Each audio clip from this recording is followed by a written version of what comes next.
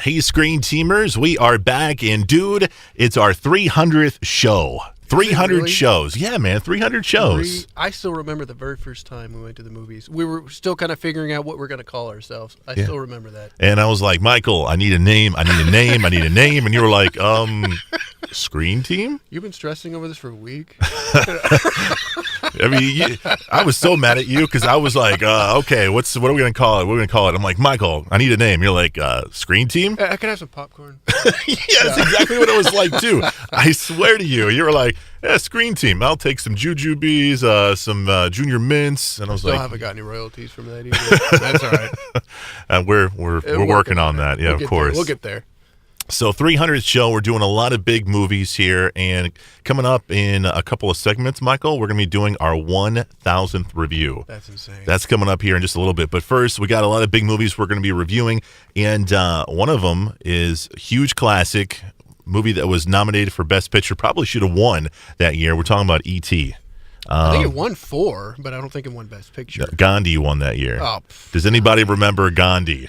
Gandhi. I don't think I've ever seen Gandhi. Did you ever see Gandhi? No. Yeah, but we've seen Usually E.T. political movies trump over. He had a great life, but E.T. is a phenomenal movie. I think it was like literally nominated across the board through all kinds of different award shows for almost 40 different awards. So, yeah, I think it definitely had merit and very argumentatively could have won the Academy Award. So yeah, probably but I'm sure should. Gandhi was great. He was a great man.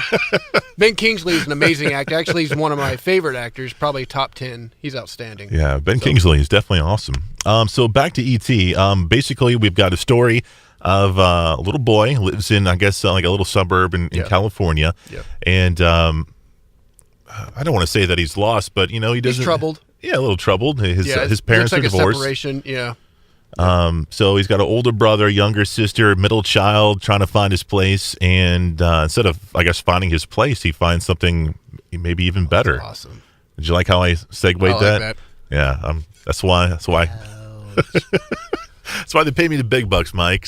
So he finds E.T. He finds this alien being who got stuck on this planet by accident. He was off horsing around, eating some Reese's Pieces, and his mom left him.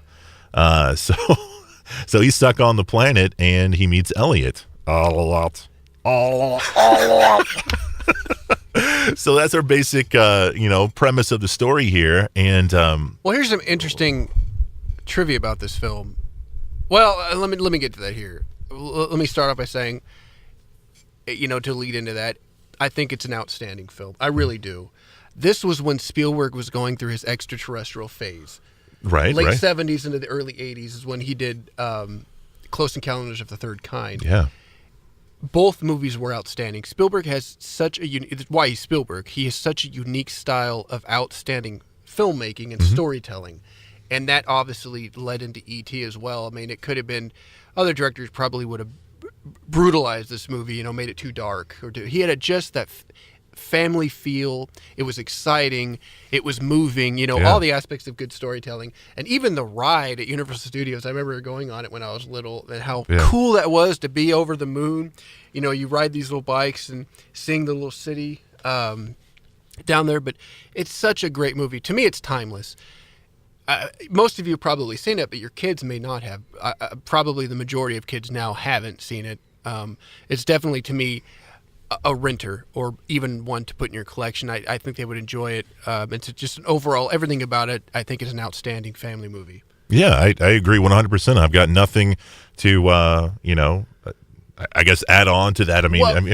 What I was going to say, though, the point I want to make is in 77, I guess, John Sayles, who wrote Close Encounters of the Third Kind, he actually wrote a sequel to it, similar to E.T., but it was really dark. I guess a bunch of aliens were going to come, and they inhabit this farmhouse, and it was pretty dark. And Spielberg liked the idea, but he didn't want that dark. So that's where he came up. They created E.T. So almost like E.T. was like an indirect sequel in a way. It had nothing to do with the movie. That's crazy. But it derived from that sequel. Yeah. So I just thought that was interesting. There's so many cool scenes in this film, and I don't know why this reminds me of you, I guess because you grew up in Southern California, but one of the, I guess, third act scenes is where the boys are being are getting chased by the government or yeah. whatever, and they're all riding their bikes on the hill and stuff like that. That was, I mean, did you do that? Did you like recreate that when you were? No, even though, I mean, I grew up. It was actually in Central California, but I grew up about an hour, 15 minutes from the Sierra Nevadas, and I believe they probably filmed those scenes in there, if I remember right, with the trees. And I wish, because I would be riding my bikes all the time there. Yeah. But yeah, I mean, my childhood was very similar. It was suburban neighborhoods, just like they had. People share the mailboxes. No aliens though, illegal aliens. But no, I'm sorry. I'm sorry. Anyway, but no, I that would have been amazing. But yeah, there are.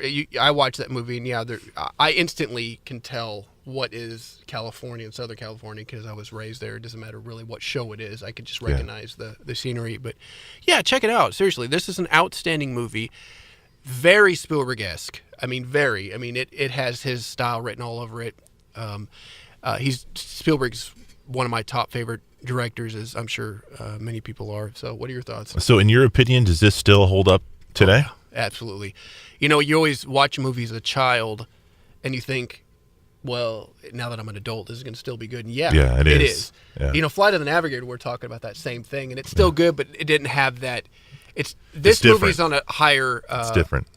It raised the standard a little bit for classic movies like that. But yeah, you watch it now, and it still holds up. It's still a great movie, no matter what age you are. And the John Williams score, we got to mention that before we leave. I mean, he's the man. Everything from when E.T. and Elliot are on the bike and they go across the moon as a shadow or whatever, and his score with that particular scene, and his score at the very end as well.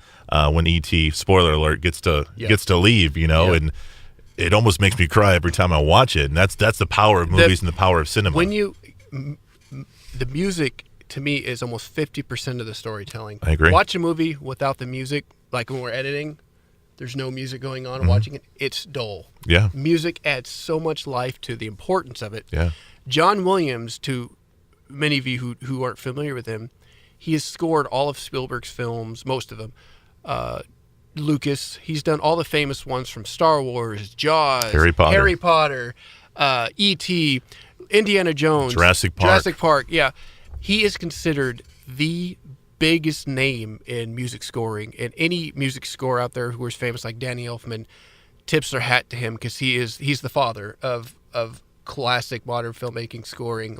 And he had the classics, many other great composers out there, Hans Zimmer, Horner, Jerry Goldsmith, those guys, and all of them still, pay their tributes to John Williams. And he's like 90 years old, and he's still composing. Still doing it. Yeah. Still doing it for sure. The movie's called E.T. You can rent it. You can also find it on Netflix. All those different movie media sites got it available for you as well. So definitely check it out if you haven't seen it. And if you have seen it, man, put it back in. It's a good watch to watch over and over French, again. It's called It.